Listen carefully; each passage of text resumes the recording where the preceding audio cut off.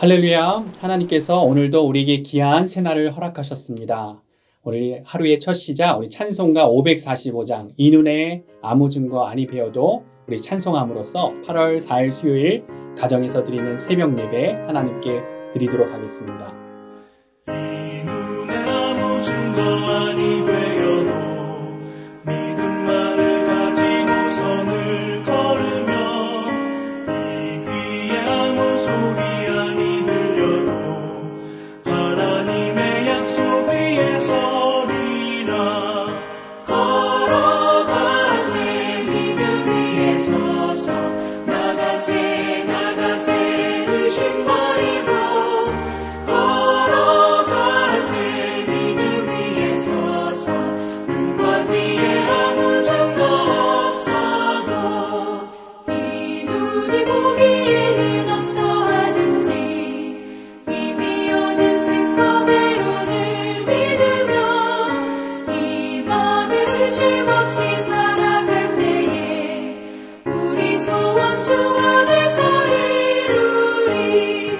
걸어가세 믿음 위에 서서 나가세 나가세 의심 버리고 걸어가세 믿음 위에 서서 눈과 귀에 아무 증거 없어도.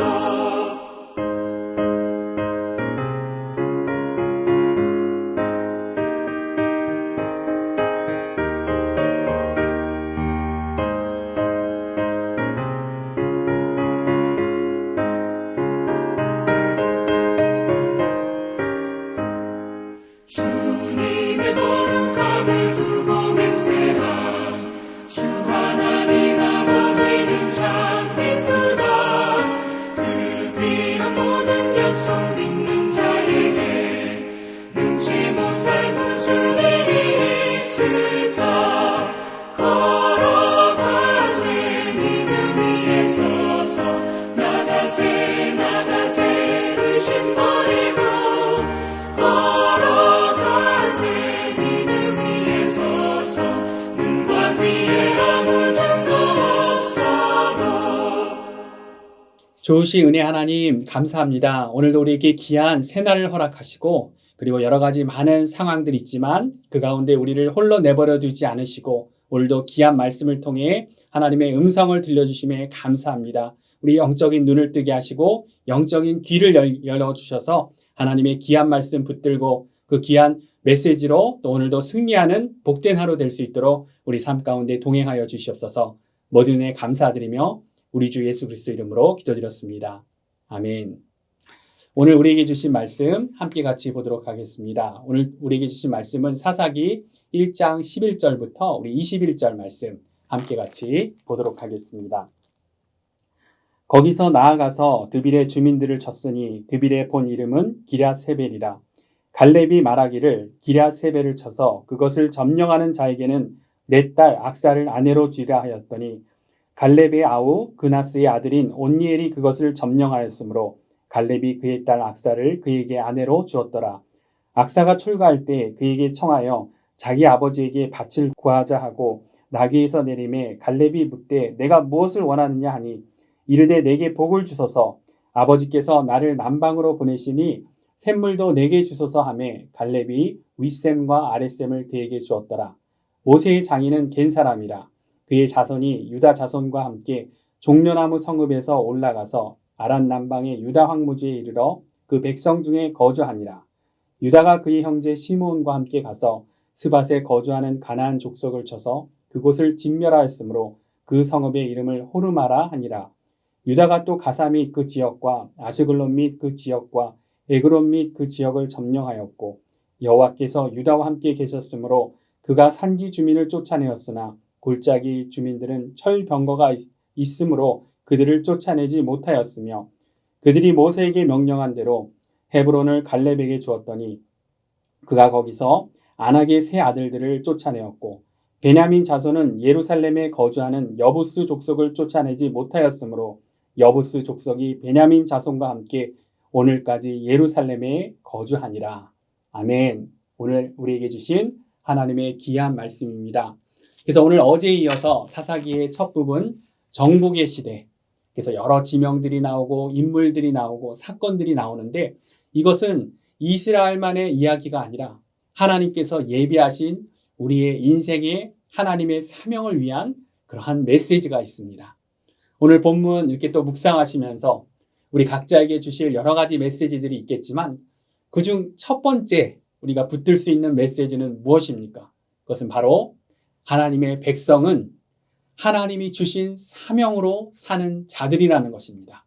이 사명을 끝까지 붙들고 가는 그러한 자들입니다.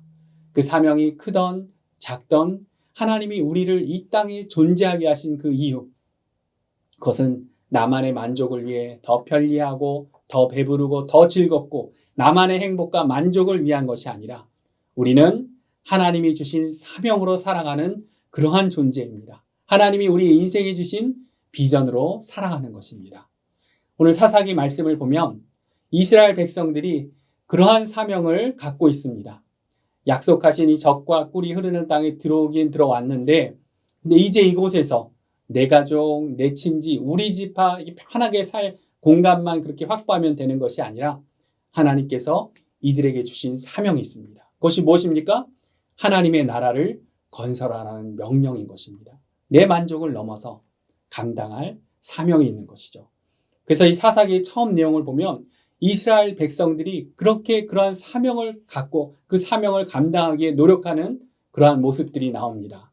오늘 본문에 유다가 그렇고 이 베냐민 지파가 또 그렇고 하나님의 사명을 감당하고자 그렇게 싸우는 내용이 나오는데 근데 이러한 사람 중에 오늘 우리가 본받아야 할 멋있게 등장하는 사람 바로 갈렙이 있습니다.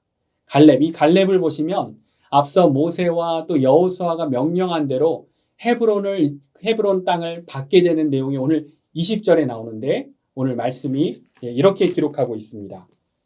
그들이 모세가 명령한 대로 헤브론을 갈렙에게 주었더니 그가 거기서 안악의 세 아들들을 쫓아내었고 그래서 이 헤브론을 그냥 받은 것이 아니라 갈렙은 그곳의 안악의 자손들, 안악의 세 아들들을 쫓아내는 것을 볼 수 있습니다.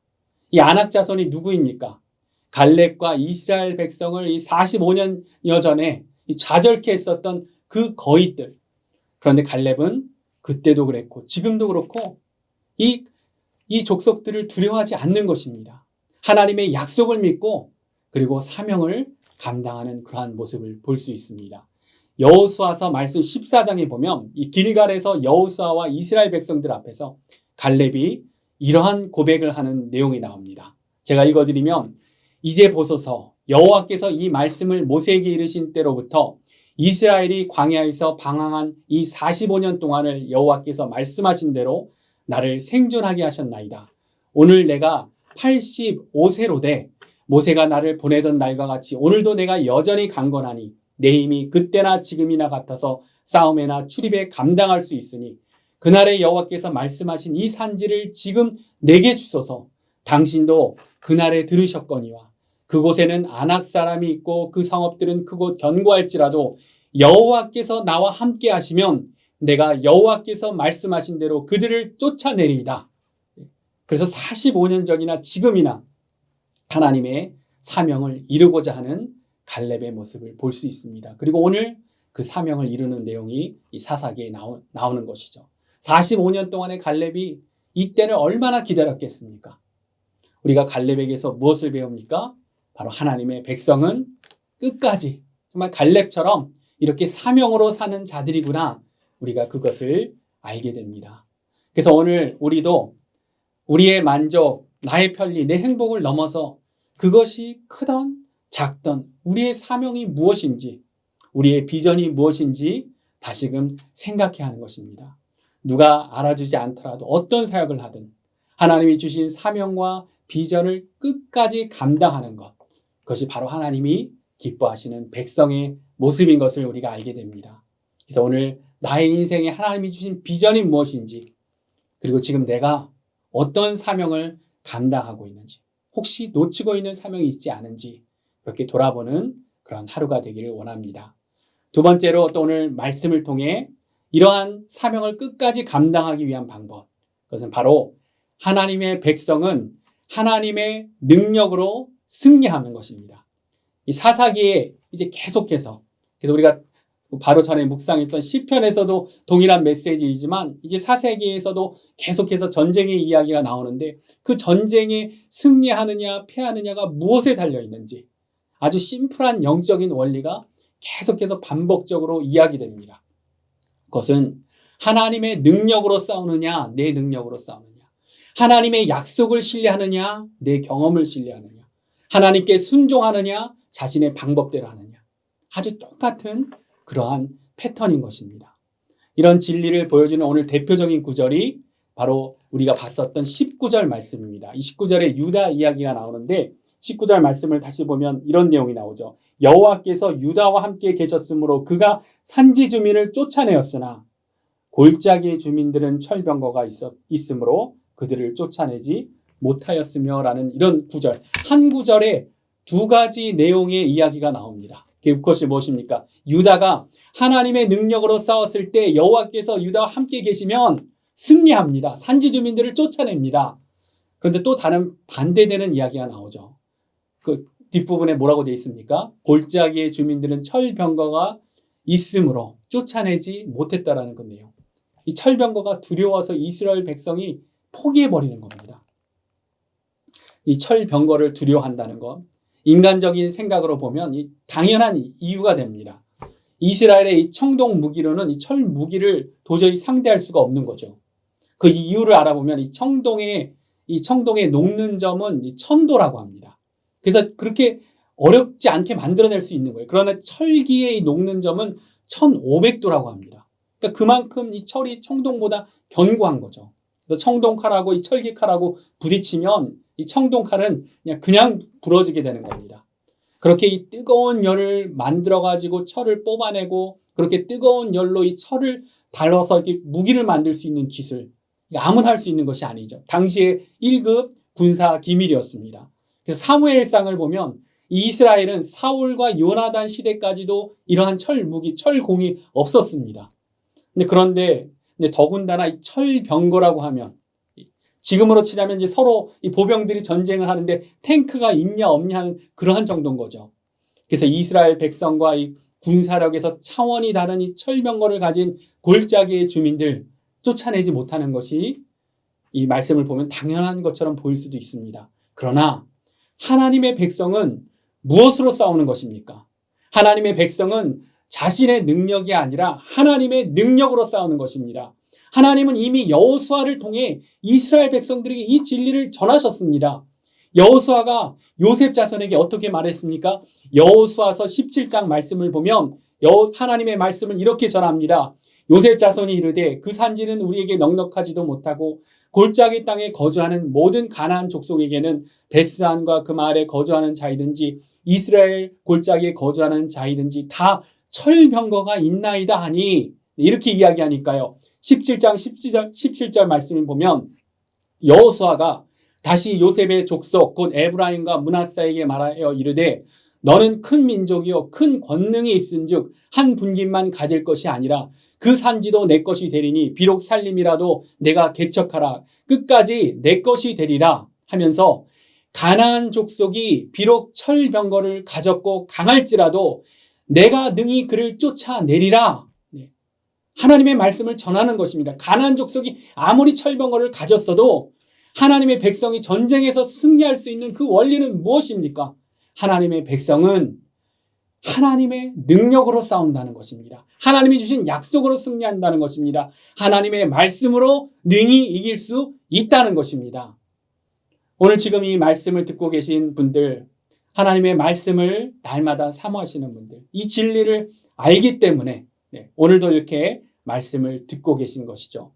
우리의 전쟁 같은 이런 상황 가운데 우리의 가장 강력한 무기는 하나님의 능력입니다. 하나님의 말씀, 하나님의 약속입니다. 비록 철병거를 가졌고 강할지라도 내가 능히 그를 쫓아내리라 하나님이 약속하시고 명령하셨다면 반드시 하나님께서 함께 하시고 책임져 주시는 것입니다. 그러니까 오늘 유다 지파처럼 자신의 생각으로 자신의 능력으로 계산하고 포기하면 안 되는 것이죠. 하나님의 백성은 하나님의 능력으로 승리하는 것이기 때문에 이것이 바로 우리의 간증이 되어야 합니다. 내가 지금 여기까지 어떻게 왔는가를 돌아보면, 우리 인생을 가만히 돌아보면 하나님의 능력 말고는 설명할 길이 없는 그러한 것들이 우리 인생에 얼마나 많습니까? 특히 우리 이민자들이 그런 간증이 얼마나 많습니까? 이제 이어지는 이 사사기 오늘 1장 말씀이지만 4장에도 보면 바로 그것을 증거하는 하나님의 말씀이 나옵니다. 이 4장 13절의 그 내용을 보면 시스라가 모든 병거 곧 철병거 900대와 자기와 함께 있는 모든 백성을 하로셋 학고임에서부터 기손강으로 모은지라 철병거 900대를 가지고 이스라엘 백성을 공격하러 오는 겁니다.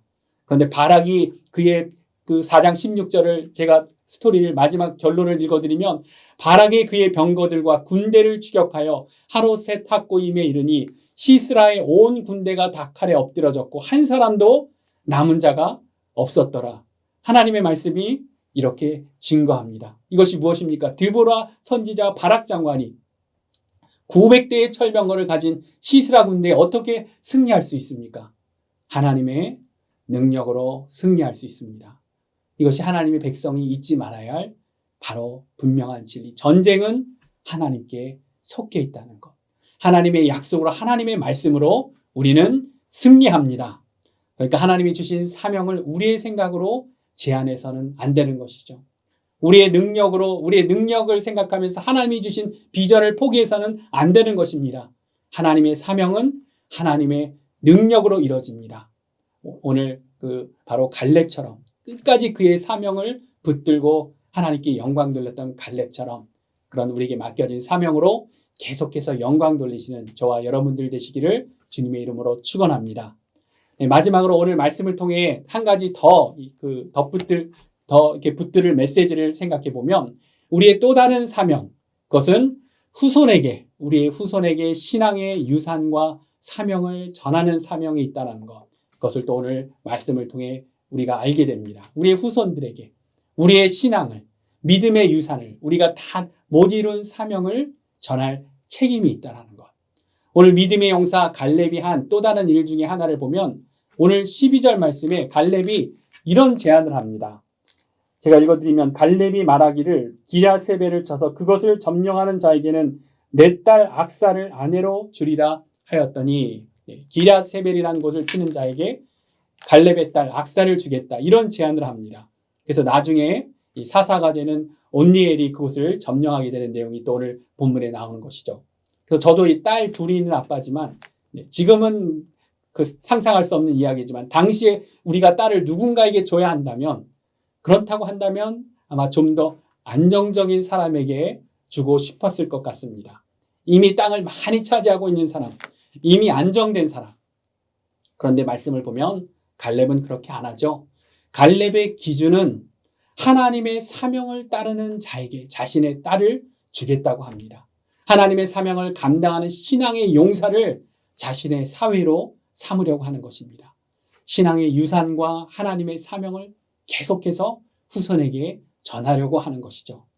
오늘 본문의 내용을 보면 이러한 메시지 가운데 좀 아쉬운 부분이 있습니다. 그것이 바로 18절인데 그 내용을 또 보면 18절에 보면 이렇게 되어 있습니다.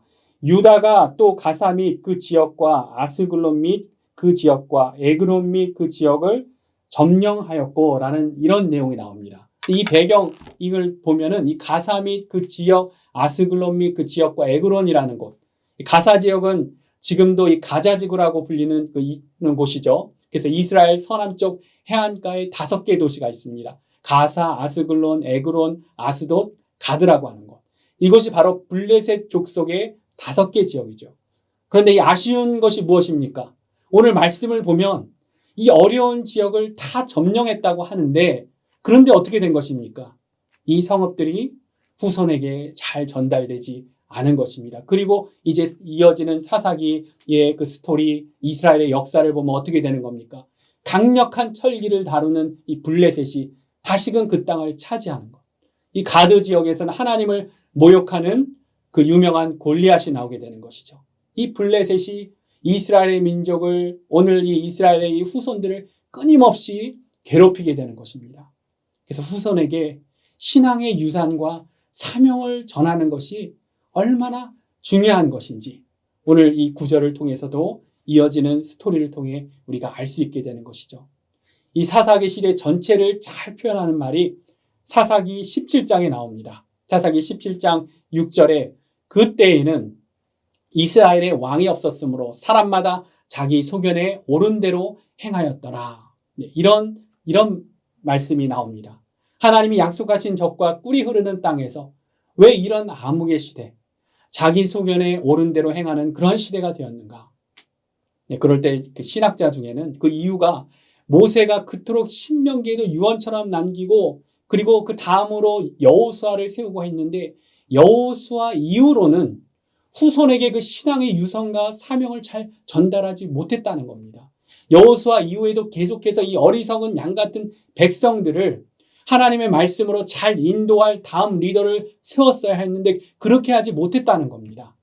이 하나님이 약속하신 땅에서 그렇게 되니까 자기 소견에 옳은 시대에 암흑 같은 그러한 시대가 오게 된 것입니다.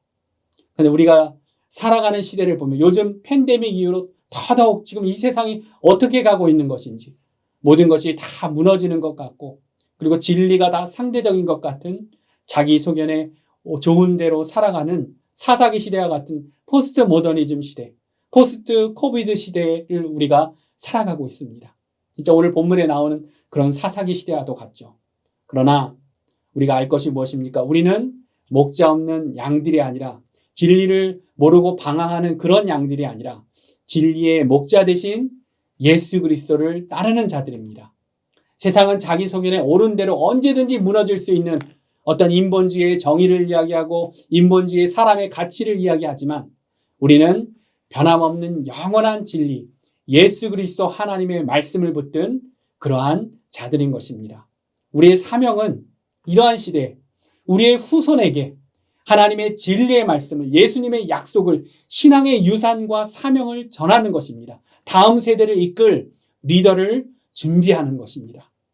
그렇게 이민자로 사랑하는 우리들, 우리의 자녀들을 이 미국과 또 사랑하는 우리 고국과 열방을 위해 귀하게 쓰임받도록 축복하고 차세대를 위해 기도하고 더 관심을 가져야 합니다. 그것이 오늘 말씀을 보니까 우리의 정말 중요한 사명이구나. 그것을 알게 되는 것이죠. 그렇게 오늘 하루도 이러한 진리의 말씀을 붙잡고 오늘도 하나님과 동행함으로써 승리하시는 저와 여러분들 되시기를 우리 주 예수님의 이름으로 축원합니다. 함께 같이 기도하도록 하겠습니다. 하나님, 오늘도 우리에게 귀한 말씀 주셔서 감사합니다. 오늘 말씀을 통해 이 사사기 말씀을 통해 우리가 하나님과 동행하는 것이 얼마나 중요한지 하나님이 주신 사명으로 살아가는 것이 얼마나 귀한 것인지를 다시금 보게 됩니다.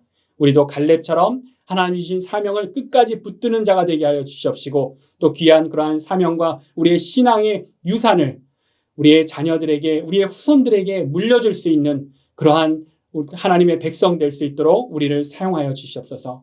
우리를 통해 영광 받으실 하나님을 찬양하며 감사드리며 우리 주 예수 그리스도 이름으로 기도드렸습니다. 아멘.